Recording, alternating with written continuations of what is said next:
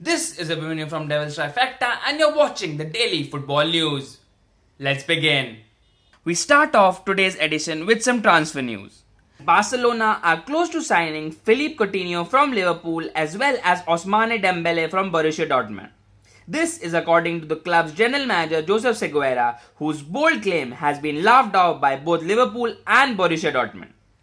Liverpool manager Jurgen Klopp has reiterated the fact that the player is not for sale despite comments from Pep Seguera. Liverpool have rejected two bids from Spanish club, with the last being in excess of £90 million. Klopp insisted that Coutinho will remain a Liverpool player this season, and he has no clue as to why someone would say anything different, as nothing has changed from the last time he talked about Coutinho. Borussia Dortmund's CEO Hans-Joachim Watzke, on the other hand, has laughed off claims by the Spanish club, saying that is a figment of imagination for the club. He has said that Barcelona has not even moved a millimeter closer to signing Dembele, and probably the defeat in the Super Cup by Real Madrid have made them dizzy. Bottom line is that Barcelona are desperate right now. Neymar has left the club in shambles, and with Suarez out for 4 weeks, the club are in chaos right now. Add to the fact that Real Madrid are not letting up and have absolutely no chinks in their armor, Barcelona are desperate to sign new players. Now both Liverpool and Borussia Dortmund will make sure that in case they are forced to sell their prized assets, they are going to bite Barcelona's hand off, as the Spaniards have a lot of money to burn after selling Neymar to PSG for a record fee. Moving on to England now.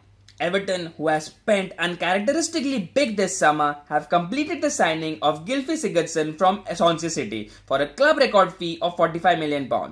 Ronald Koeman has already spent a lot of money on players like Sandro, Pickford, Klaassen and Keane among others, but that did not prevent him from spending a fortune on his number one target, Sigurdsson. The 27-year-old scored 9 goals and had 13 assists last season for Swansea City, and Koeman will be hoping for the same from the Iceland international as they look to challenge the top 4 this season. Gerard Pique, the club's central defender, has admitted that after the 5-1 aggregate defeat to Real Madrid in the Super Cup, that he feels for the first time that his club are inferior to Real Madrid since the time he returned from Manchester United. He continued that the Los Blancos are better than them right now, but his team will accept it and move on, as well as try to get better to challenge Real Madrid. Full marks to Gerard Pique for being brutally honest about his club and the difference in class that Barcelona and Real Madrid have right now. But let's be fair to Pique. Real Madrid are close to being perfect right now, and no team in the world would be able to get close to them. They dominated Manchester United in the UEFA Cup, and despite the scoreline only being 2-1, they could have scored at least 4 in the game. So it's nothing to be ashamed or being embarrassed about being second best to the world's best team right now. But the fact is, Barcelona need to improve and sign players if they are to have any chance of competing with Real Madrid right now. The fact is, Real Madrid will be favourites in every tournament they enter in, and for a long time, Barcelona will not be close to them in terms of either quality or quantity. And finally, we end today's edition in England. The bitter feud between Chelsea's manager Antonio Conte and striker Diogo Costa seems to be taking a legal turn now. The striker has issued a statement from Brazil that he will not be returning to England and his destination must be Atletico Madrid. The club has ordered Costa to return to training and prove his fitness, but the Spanish striker has ignored all directions, and the club are now looking into legal ways to get the player back to the club. The English club also plans to sue the player for the effective wiping off of his big transfer fee that he would have commanded before all this drama. Now let's see this from a neutral point of view. Despite Diego Costa acting like a complete dickhead by staying in Brazil, this is all a big screw up on the part of Chelsea's manager Antonio Conte.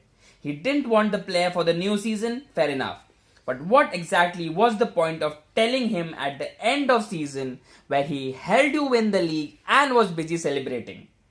What good did that do for the club? Costa had enough time to plot a move and is now in Brazil and probably won't return for the club. He cannot obviously sell him because he won't accept a move to any other side except Atletico Madrid. Conte is cornered now, and yes, the legal threats will come and go, but the fact is, this will be a distraction for the coach and the team, and they have not exactly started well after their opening day defeat at Stamford Bridge by Burnley 3-2. So Costa is the only one that has benefited from the situation, and you can fine him all you want. Money obviously won't be a problem for him, but the fact is you are cornered and there's nothing you can do actually to get things back to where they were. Do tell me in the comment section as to what do you think about Coutinho and Dembele's move to Barcelona, as well as Costa's actions with regards to a move he desires to Atletico Madrid. Please do not forget to like, share and subscribe to the channel if you haven't already. Until next time, this is News signing off.